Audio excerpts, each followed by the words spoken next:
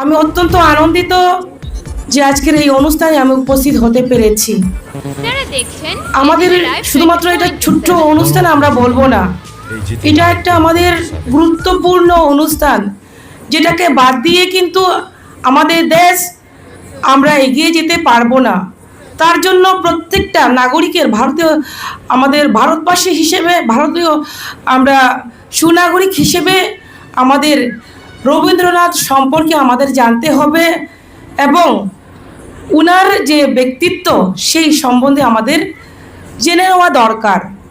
আপনারা জানেন আজকের দিনেই উনি কলকাতাতে জন্মগ্রহণ করেছিলেন, যে উনি 1861 খ্রিস্টাব্দে।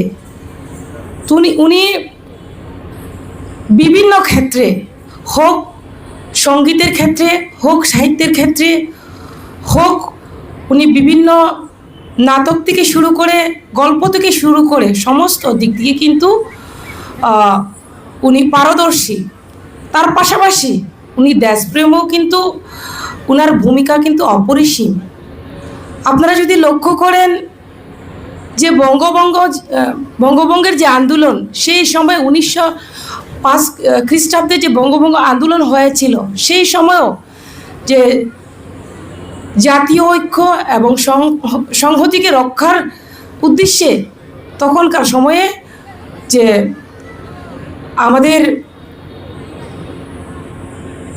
আমাদের যেটা আমরা সবসময় পালন করে আসছি, রাখি বন্ধন উৎসব, সেই উৎসব কিন্তু সেই সময়ে উনি উদযাপন করেছিলেন। সেটা একটা বড় বিষয়। পাশাপাশি যদি আমরা লক্ষ্য করি, উনি সর্বদাই যে আমাদের দেশকে কিভাবে এগিয়ে নিয়ে যাওয়া যায়, পাশাপাশি উনি বার্তা দিয়েছিলেন শান্তি এবং মানবতার বার্তা দিয়েছিলেন, কিভাবে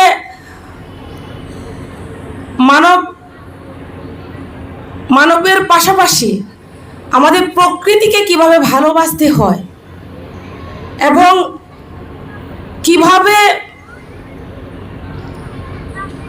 নিজের স্বাধীন যে বিচারধারা সেটাকে কিভাবে প্রতিষ্ঠিত করতে হয়, সেই বিষয়েও কিন্তু বার্তা দিয়েছেন। তো আমরা একজন ভারতীয় হিসেবে আমাদের যে ভারতীয় সংস্কৃতি রয়েছে, সেই সংস্কৃতিকে আমাদের মর্যাদা দেওয়া এবং আমাদের প্রতিটি ভারতবাসীকে এবং অভিভাবকরা যারা আজকে এখানে উপস্থিত হয়েছেন, আমাদের কর্তব্য এবং দায়িত্বর মধ্যে পড়ে যে আমাদের ছেলে মেয়েদের সেই বিষয়ে জানা, অবগত করানো। কেননা আমরা ভারতবাসী হিসেবে আমাদের ভারতীয় সংস্কৃতিকে, আমাদের যে দেশের যারা মহাপুরুষরা রয়েছেন, যারা দেশের জন্য আত্মবলিদান দিয়েছেন, দেশের জন্য, দেশপ্রেমের জন্য যারা কাজ করেছেন, সেই মহাপুরুষদের আমাদের সেই ইতিহাসকে আমাদের ভুললে চলবে না, সেই বিষয়ে আমাদের জানতে হবে। তো তার জন্য আমি আজকের এই দিনে আমি বলবো যে আমাদের প্রত্যেকটা আমাদের যারা দেশপ্রেমে শহীদ হয়েছেন, পাশাপাশি যারা দেশের জন্য কাজ করে গেছেন, তাদের ব্যক্তিত্বকে আমাদের মনে রেখে আমাদের যেহেতু আজকে আমাদের রবীন্দ্র জন্মজয়ন্তী, উনার যে আদর্শ, সেই আদর্শকে আমাদের স্মরণ করে আমাদের সেই আদর্শে অনুপ্রাণিত হয়ে আমাদের প্রত্যেকের এগিয়ে যাওয়া দরকার। আপনারা জানেন, আমরা যখনই ভারতের কথা মনে করি, আমরা যখন একজন ভারতীয় হিসেবে আমরা ভাবি, তখনই আমাদের মনে পড়ে রবীন্দ্রনাথ ঠাকুরের কথা। কেন? প্রত্যেকের বাচ্চা, হয়তো অনেকে আমরা জানি, হয়তো অনেকে আমরা জানি না, যে আজকে আমাদের ভারতবর্ষের জাতীয় সঙ্গীত, সেই জাতীয় সঙ্গীত কিন্তু উনি রচনা করেছেন বলে, উনি লিখেছেন বলে আজকে আমাদের দেশে আমাদের জাতীয় সঙ্গীত, আমাদের যে জাতীয় সঙ্গীত ছাড়া আমরা ভারতবাসী হিসেবে সেটাকে বাদ দিয়ে আমরা চলতে পারি না। আমাদের জাতীয় সঙ্গীত হচ্ছে জনগণমন। তো সেটাকে উনি রচনা করেছেন, তো আমাদের ভুললে চলবে না। পাশাপাশি উনি বাংলার প্রতিও কিন্তু প্রেম ছিল এবং সেটা আমরা দেখেছি। আমরা অনুভব করেছি। তো তার জন্য যেটাকে আমরা যদি আমরা কোনো উপন্যাস পড়ি, যখন কোনো একটা কবিতা আমরা পড়ি, তখনই আমরা যখনই সেটাকে ভাবি, নিজের চোখে দেখছি এমন আমরা অনুভব করতে পারি। তার জন্য আমাদের কমসে কম যে আমাদের রবীন্দ্রনাথ ঠাকুরের যে ইতিহাস, ওনার যে বিভিন্ন ধরনের আবৃত্তি হোক, আমাদের কবিতা থেকে শুরু করে সেগুলো আমাদের জানতে হবে। যেমন আমরা সবসময় মনে করি, আমরা জানি যে উনি নোবেল পুরস্কার প্রাপ্ত আমরা জানি। তো গীতাঞ্জলি সেটা আমরা ভুলতে পারি না। তো আমাদের সেগুলো জানতে হবে। তার পাশাপাশি যে আজকে বাংলাদেশ, সেই বাংলাদেশ কখনো কখনো ওরা ভুলে যান, আমাদের সেটাও বাংলাদেশিদেরও মনে রাখা দরকার। আজকে তাদের যে জাতীয় সঙ্গীত, সেটাকে আমার সোনার বাংলা, সেই দেশের যে জাতীয় সঙ্গীত, সেটাও কিন্তু আমাদের দেশের রবীন্দ্রনাথ ঠাকুরজি কিন্তু সেটাকে রচনা করেছেন। আজকে আমরা শান্তি চাই, উনি শান্তি বার্তা দিয়ে গেছেন। তো আজকে আমাদের এক দেশ অন্য দেশকে পাশাপাশি আমরা একে অপরের সহযোগিতা, জাতি ধর্ম বর্ণ নির্বিশেষে আমরা একত্রিত হয়ে আমাদের দেশকে, আমাদের রাজ্যকে কিভাবে এগিয়ে নিয়ে যেতে পারি, সেই লক্ষ্যমাত্রাকে সামনে রেখে ওনার আদর্শকে স্মরণ করে আমরা যাতে প্রত্যেকেই এগিয়ে যেতে পারি, সেই লক্ষ্য আমাদের রাখতে হবে। তাহলেই আপনারা এবং আমরা মিলে আমাদের দেশকে এগিয়ে নিয়ে যেতে পারবো। যেগুলো আজকে আমরা বিভিন্ন সাংস্কৃতিক অনুষ্ঠানের মাধ্যমে আজকের প্রোগ্রামটি উদযাপন করা হচ্ছে। আমি প্রত্যেককে অনেক অনেক ধন্যবাদ জ্ঞাপন করছি যারা আজকে এখানে উপস্থিত হয়েছেন।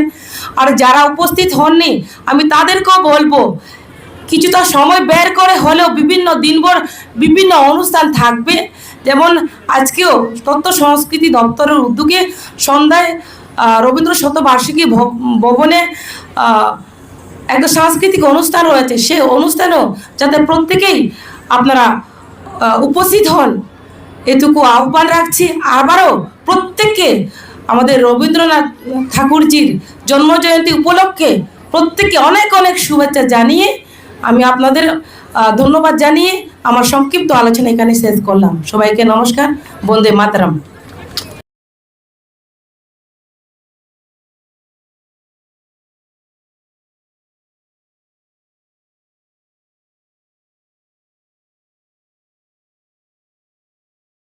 তথ্য ও সংস্কৃতি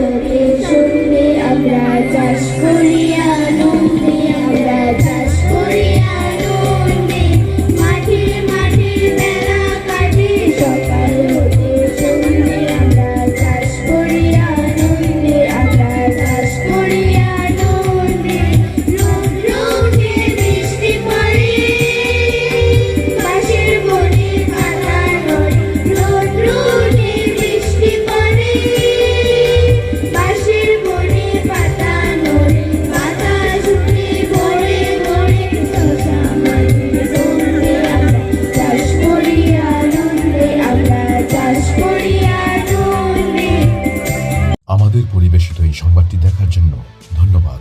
চিনিও কক্তমা নাইমা বাগুই বেলাই হাম্বাই। ये न्यूज़ कंटेंट देखने के लिए शुक्रिया। अगर आपका कोई सुझाव है तो हमें कमेंट कीजिए, सब्सक्राइब कीजिए AGT Live 24/7। Thanks for watching AGT Live 24/7.